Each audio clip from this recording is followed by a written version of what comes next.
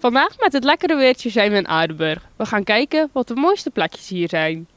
Mevrouw, wat vindt u het mooiste plekje van Aardenburg? Och juffrouw, hier zijn er zoveel mooie plekjes. Maar het liefste en het mooiste, dat vind ik de Elderschans. Het sportrecreatiehunter, dat is het mooiste. En waarom vindt u dat het mooiste? Omdat er mooie wandelpaden zijn en de omgeving allemaal. En de mooie bomen en echt, doet echt wat aan als je daar loopt. En komt u er vaak? Ja hoor, ik ga er regelmatig een wandelingetje doen. Ja, heel alleen en vind dat prachtig. Ik vind dat mooi. En dan een keer op een bankje zitten. Echt wel genieten ervan. Ja hoor, dat vind ik echt wel mooi.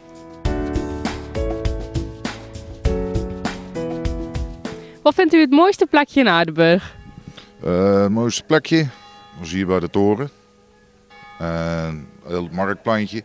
Markt hierachter, waar de muziektent staat. Vind ik ook mooi. Waar je lekker kan lopen, het bosje van Aardenburg hier zo. Oh, nee, het ver gehad voor mij. En waarom vindt u dan mooie plekken? Kan je lekker tot rust komen. En dat vindt u belangrijk? Af en toe wel, ja. Hectisch leven af en toe. Dan is het belangrijk om een keer tot rust te komen, lekker met je hond lopen.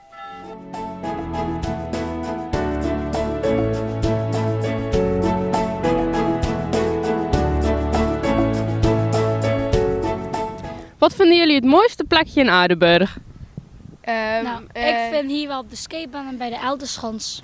Ja, het zwembad is een leuke speeltuin en in de zomer is het leuk om te zwemmen. En waarom vinden jullie dat een leuke plek? Nou, hier op de skatebaan kan je een beetje chillen, een beetje stunten. En bij de Elderschans kan je een goed verstoppertje doen en zo.